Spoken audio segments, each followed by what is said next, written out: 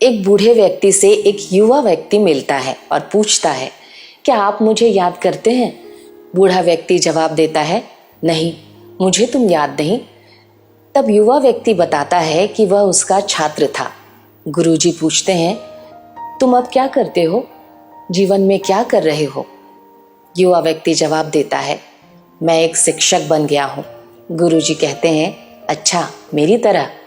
युवा व्यक्ति कहता है, हाँ, वास्तव में मैं शिक्षक इसलिए बना क्योंकि आपने मुझे प्रेरित किया था। गुरुजी उत्सुक होकर पूछते हैं कि तुमने कब तय किया कि तुम्हें शिक्षक बनना है? युवा व्यक्ति एक कहानी सुनाता है। एक दिन मेरा मित्र एक नई घड़ी पहनकर आया। मुझे वो घड़ी बहुत पसंद आई और मैंने उसे चुरा लिया।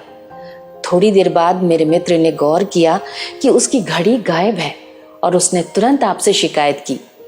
तब आपने पूरी कक्षा से कहा, आज कक्षा के दौरान इस छात्र की घड़ी चोरी हो गई है। जिसने भी चुराई हो कृपया लौटा दें। मैंने घड़ी वापस नहीं की क्योंकि मैं पकड़ा जाना नहीं चाहता था।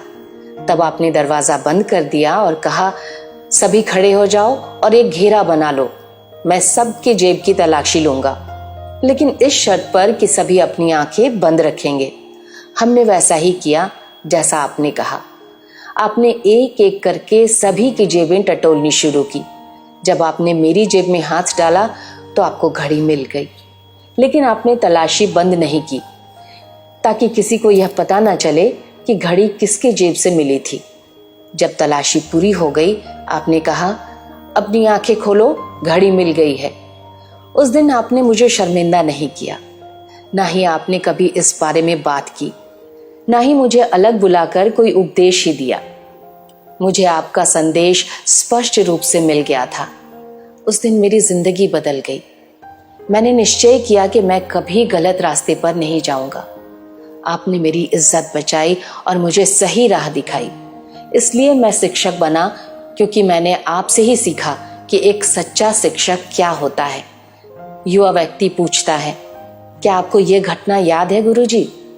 बूढ़े शिक्षक मुस्कुराते हुए उत्तर देते हैं, मुझे वह घटना जरूर याद है जब मैंने घड़ी खोजी थी, लेकिन मुझे तुम याद नहीं हो, क्योंकि जब मैं तुम्हारी जेब टटोल रहा था तब मैंने भी अपनी आंखें बंद कर रखी थी। यही सच्ची शिक्षा का सार है। यदि सुधारने के लिए अपमान करना पड़े, सामने वाले को लज्जित करना पड़े, तो आप सिखाने की कला नहीं जानते।